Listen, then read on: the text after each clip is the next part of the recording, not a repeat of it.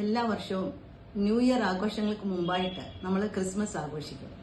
യേശുക്രിസ്തുവിനെ വരവേൽക്കുവാനായിട്ടാണ് ക്രിസ്മസ് ആചരിക്കുന്നത്. എന്നാൽ യഥാർത്ഥത്തിൽ യേശുക്രിസ്തുവിനെ വരവേൽക്കുവാൻ അവസരം കിട്ടിയവർ എന്താണ് ചെയ്തതെന്ന് നോക്കാം. ആദ്യമായിട്ട് അതിനുള്ള അവസരം ലഭിച്ചത് ബേത്ലഹേമിലെ സത്രം ഉടമകൾക്കായിരുന്നു. അവർ സ്വീകരിച്ചില്ല എന്ന് മാത്രമല്ല, അവർ നിഷ്കരണം യേശുവിനെ തിരസ്കരിച്ചു. ഫുൾ ബുക്കിംഗ് ആയാൽ പോലും ഒരു VIP ഒരു രാഷ്ട്രീയക്കാരനോ വന്നാൽ നമ്മൾ ബുക്കിംഗ് ക്യാൻസൽ ചെയ്ത് അവർക്ക് അവസരം ഒരുക്കുന്നവരാണ്. അതാണ് നമ്മുടെ രീതി. രണ്ടാമതായിട്ട് ഇതിന് അവസരം ലഭിച്ചത് പാവപ്പെട്ട ആട്ടിടയർക്കാണ്.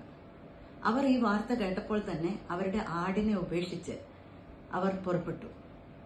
അവർക്ക് സ്വർഗത്തിലെ ദൈവം ഒരു നക്ഷത്രം കാണിച്ചു കൊടുത്തു. നക്ഷത്രം ചെന്ന് നിന്ന സ്ഥലത്ത് അവർ യേശുവിനെ കണ്ട് സ്വീകരിച്ചു.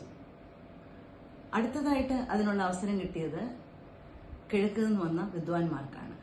അവർ വളരെ വിലപ്പെട്ട സമ്മാനങ്ങളൊക്കെ എടുത്ത് മാസങ്ങളോളം യാത്ര ചെയ്ത് ഇടയ്ക്ക് ഹെറോദീസിന്റെ കൊട്ടാരത്തിലോട്ട് പോയെങ്കിലും നക്ഷത്രം നോക്കി നോക്കി അവർ യേശുവിനെ കണ്ട് വണങ്ങി സ്വീകരിച്ചു.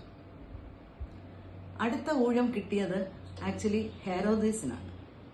ഹെറോദീസ് എന്ത് ചെയ്തു? യേശുവിനെ സ്വീകരിക്കാൻ തയ്യാറാകാതെ യേശുവിനെ കൊല്ലാനുള്ള പദ്ധതികൾ ആവിഷ്കരിച്ചു.